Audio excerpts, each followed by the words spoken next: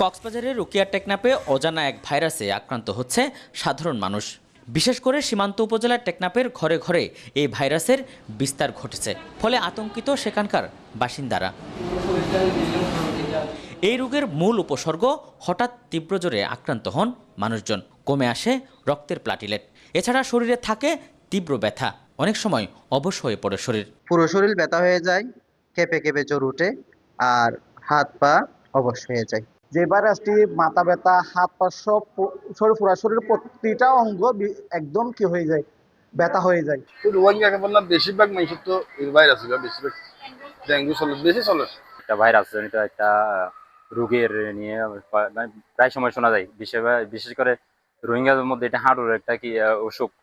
খুবই এখন আতঙ্কের মধ্যে টেকনাফবাসী রয়েছে।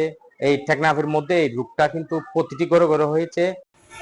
চিকিৎসকরা বলছেন বিভিন্ন পরীক্ষা নিরীক্ষা করার পরও নির্ণয় করতে পারছেন না এই ভাইরাসের ধরন, যার ফলে সঠিক চিকিৎসা দিতে হিমশিম খাচ্ছেন তারা।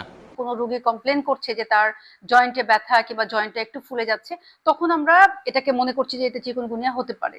তো এখন যেহেতু আমরা টেস্ট করতে পারছি না, এই জন্য আমরা এটাকে কনফার্মলি বলতেও পারছি না যে এটা চিকুনগুনিয়া।